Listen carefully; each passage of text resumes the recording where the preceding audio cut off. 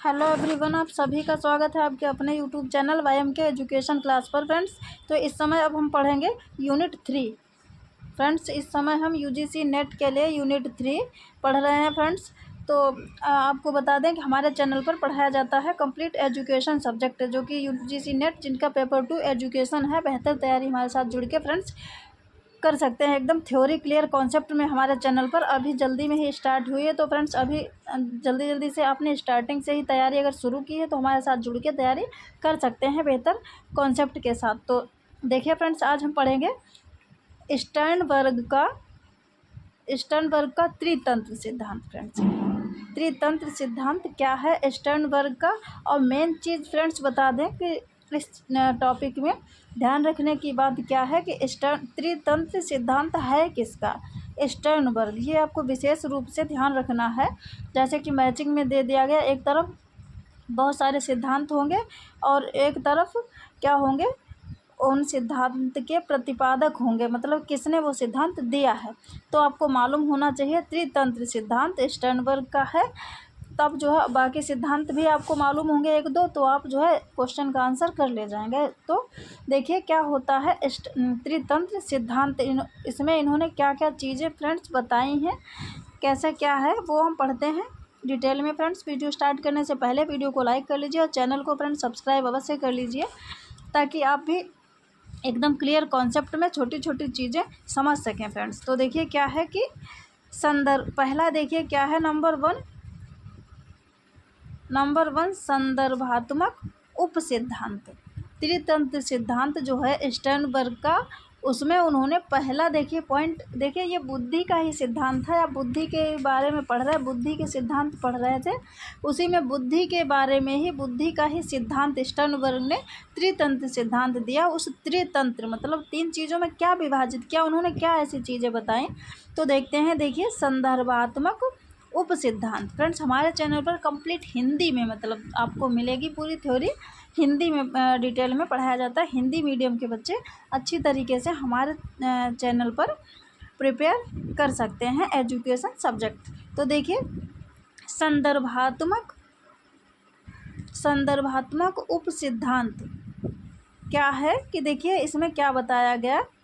इस सिद्धांत का संबंध व्यक्ति की, देखिए ध्यान से एक एक लाइन समझना है, तभी समझ में आएगा कि ये जो है संदर्भात्मक उपसिद्धांत जो दिया है इन्होंने बताया। पहला तो बुद्धि के बारे में इसमें स्टर्नबर्ग ने बताया है कि इस सिद्धांत का संबंध व्यक्ति की उस क्षमता से होता है जिसके सहारे वह विशिष्ट परिस्थितियों में समस्या के समाधान के लिए तैयार होता है। फ्रेंड्स, होता है तो क्या होता है, मतलब ये इस सिद्धांत के अंतर्गत क्या होता है, व्यक्ति में इस प्रकार की बुद्धि जो होती है, क्या कि उस बुद्धि के सहारे वो समायोजन कर सके किसमें, जो वातावरण है उसकी जो विशिष्ट, कुछ ऐसी विशिष्ट इन्वायरमेंट में कुछ विशिष्ट परिस्थितियां होती हैं, तो उन परिस्थितियों में क्या होता है कि समस्या के समाधान के लिए वो तैयार हो सके। त्रितंत्र सिद्धांत का यह उपसिद्धांत इस बात पर बल देता है, किस बात पर, ये जो है संदर्भात्मक उपसिद्धांत जो है ये इस बात पर बल देता है कि व्यक्ति अपने वातावरण को किस ढंग से मोड़ता है, मतलब जिस वातावरण में हम रहते हैं, व्यक्ति रहता है, अमुक व्यक्ति, वो उस इन्वायरमेंट को किस प्रकार चेंज करता है ताकि उसकी क्षमताओं का उपयोग उत्तम हो सके तथा वह परिवर्तित उद्दीपक के साथ सही ढंग से अपने आप को समायोजित कर सके। तो देखिए फ्रेंड्स, इस संदर्भात्मक उपसिद्धांत में कहने का मतलब स्टर्नबर्ग का है कि जो वातावरण है, अगर उसमें कुछ गलत चीज़ें लगती हैं व्यक्ति को, तो उनमें देखिए सही चीज़ों को तो कोई परिवर्तित नहीं करेगा, जो मतलब विरोधी चीज़ें या कुछ सही चीज़ें नहीं होंगी समाज के लिए, उन्हीं को सब लोग परिवर्तित करने की कोशिश करेंगे। तो क्या है, बुद्धि, अपनी बुद्धि के बल पर व्यक्ति क्या करता है, उस पर्यावरण को किस ढंग से परिवर्तित करता है ताकि वो अपनी जो क्षमताएं हैं, योग्यताएं हैं, उनका उपयोग उत्तम ढंग से कर सके। तो ये है फ्रेंड्स संदर्भात्मक उपसिद्धांत में पहला पॉइंट बताया है स्टर्नबर्ग ने। उसके बाद में देखिए अगला उन्होंने दूसरा सेकंड बताया है फ्रेंड्स अनुभवजन्य उपसिद्धांत। पहला आपने देख लिया संदर्भात्मक उपसिद्धांत, उसमें क्या बताया है संदर्भात्मक में कि व्यक्ति जो है जिस वातावरण में रहता है उसको क्या करता है, वो किस ढंग से परिवर्तित करके अपने आप को उसमें विशिष्ट परिस्थितियों में समायोजित कर सकता है। फिर देखिए अनुभवजन्य उपसिद्धांत में क्या बताया है स्टर्नबर्ग ने कि इस उपसिद्धांत का संबंध उसके बाह्य वातावरण से होता है। ठीक है, इसका भी तो इस तरह की बुद्धि जिसमें देखिए अनुभवजन्य उपसिद्धांत, इस तरह की बुद्धि में बदलते पर्यावरण संबंध के साथ अनुकूलन करने की क्षमता सम्मिलित होती है। तो ये बताया है इसमें अनुभवजन्य उपसिद्धांत में, मतलब जब व्यक्ति को अधिक से अधिक ज़्यादा चीज़ों का अनुभव हो जाता है तो वो क्या करता है। देखिए इससे पहले जो आपने संदर्भात्मक पढ़ा था उसमें क्या था कि व्यक्ति पर्यावरण में ही परिवर्तन करता था, लेकिन अनुभवजन्य में क्या है कि ये बुद्धि में जो है बदलते पर्यावरण के साथ अनुकूलन करने की क्षमता सम्मिलित होती है इस तरह की बुद्धि में, ताकि व्यक्ति उससे अधिक लाभ उठा सके और अपनी कमजोरी की क्षतिपूर्ति कर सके। जिन व्यक्तियों में इस तरह की बुद्धि अधिक होती है उनमें व्यवहारिक ज्ञान काफ़ी अधिक होता है। तो इसमें क्या करता है व्यक्ति अपने आप को ही उस इन्वायरमेंट के अनुसार ढालने की कोशिश करता है। तो जब व्यक्ति मतलब प्रत्येक परिस्थिति में अपने आप को समायोजित कर लेगा, एडजस्ट कर लेगा, तो जाहिर सी बात है उसमें क्या होता है, व्यवहारिक ज्ञान काफ़ी अधिक होता है। ये अनुभवजन्य उपसिद्धांत है सेकेंड पॉइंट। अब देखिए थर्ड पॉइंट फ्रेंड्स, थर्ड देखिए घटक उपसिद्धांत। थर्ड है घटक उपसिद्धांत। इसमें बताया है स्टर्नबर्ग ने इस तरह की बुद्धि में क्या होता, अमूर्त चिंतन करने की क्षमता तथा सूचनाओं को संशोधित करने की क्षमता सम्मिलित होती है।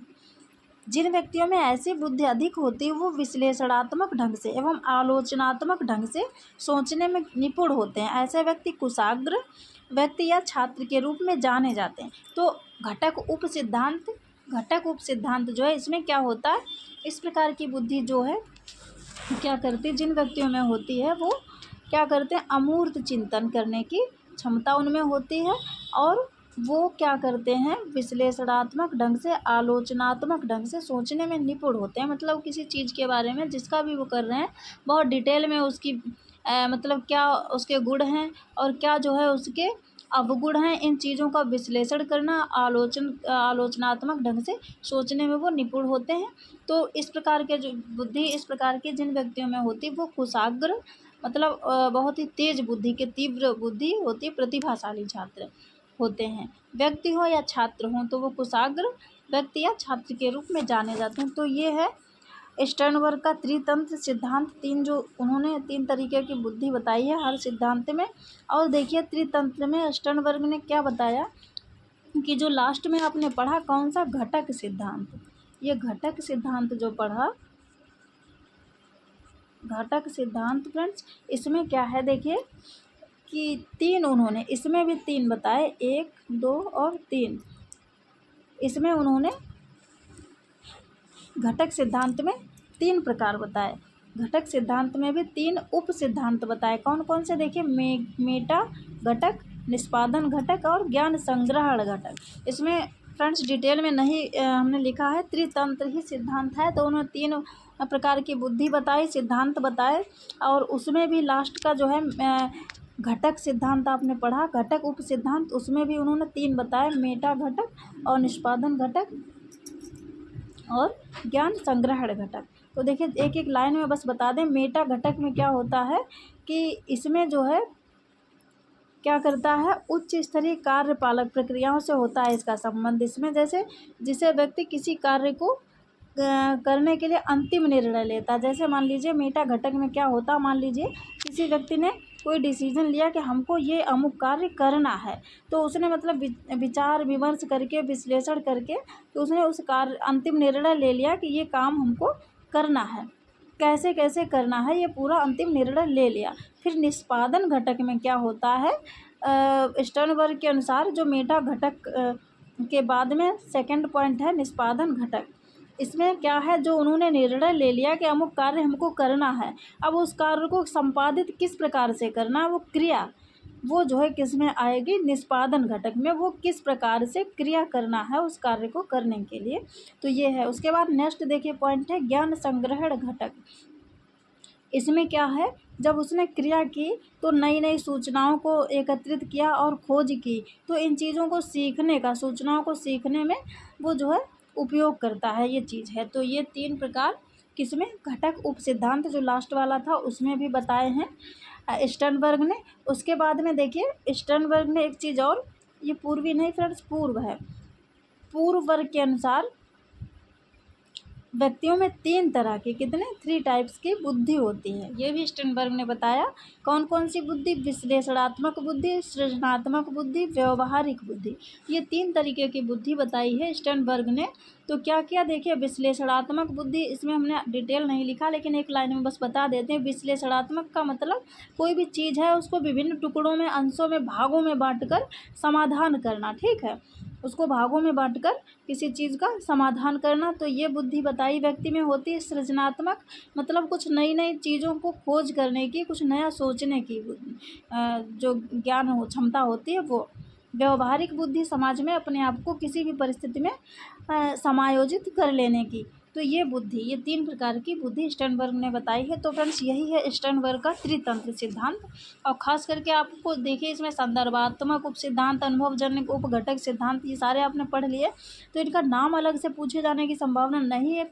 आपको याद क्या रखना है, पूछेगा क्या कि ये त्रितंत्र सिद्धांत है क्या, किसका, कन्फ्यूजन कहाँ पे होगा, त्रितंत्र, एक त्रिआयामी सिद्धांत, जो कि हमने कल के वीडियो में पढ़ा था, किसका, गिलफर्ड का, वो है आयामी फ्रेंड्स, त्रि समझ के त्रि, इस शब्द से हो जाएंगे कन्फ्यूज। देखिए त्रिआयामी जो है, 3 आयाम, 3 विमाएँ जो बताई थी वो कल हमने गिलफर्ड का पढ़ा था, जेपी गिलफर्ड का सिद्धांत।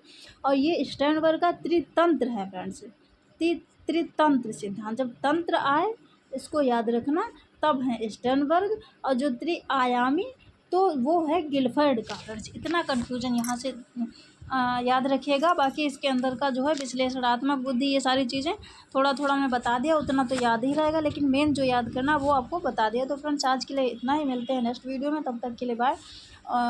अगर आपको हमारी वीडियो पसंद आई हो तो वीडियो को लाइक कर लीजिए और चैनल को भाई सब्सक्राइब कर लीजिए, ताकि इसी प्रकार की और अधिक चीज़ें आपके समझ जब हम लेके आएँ तो आप तक सबसे पहले नोटिफिकेशन उसका पहुँचे।